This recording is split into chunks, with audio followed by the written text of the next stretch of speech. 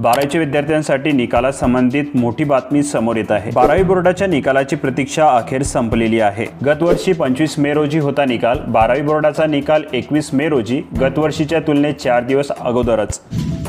CBSE बोर्डाचा निकाल जाहीर झाल्यानंतर विद्यार्थ्यांना आता राज्य मंडळाच्या निकालाचे वेध लागले आहे। 9 विभागीय मंडळाचे निकाल तयार झाल्याने राज्य मंडळाकडून सोमवारी पत्रकार परिषद घेऊन तारीख जाहीर केली जाणार असून 21 मे रोजी 12वीचा निकाल जाहीर होणार असल्याची दाट शक्यता सूत्रांनी वर्तवलेली आहे। दरम्यान गेल्या वर्षीच्या तुलनेत यंदा 4 दिवस आधीच निकाल विद्यार्थ्यांच्या हाती येणार आहे। तुम्हाला सुद्धा तुमचा निकाल चेक करायचा असेल तर डिस्क्रिप्शन मध्ये लिंक देण्यात आलेली आहे, तिथे जाऊन तुम्ही तुमचा रिझल्ट चेक करू शकता। 12वीची परीक्षा 21 फेब्रुवारी ते 19 मार्च दरम्यान घेण्यात आली होती। राज्यात यंदा 3320 केंद्रावर 15,13,909 विद्यार्थ्यांनी परीक्षा दिली। कोरोना काळापासून शैक्षणिक वर्षाचे वेळापत्रक कोलमडले होते, त्यामुळे पेपर तपासणीला विलंब होऊन निकाल लांबत होता।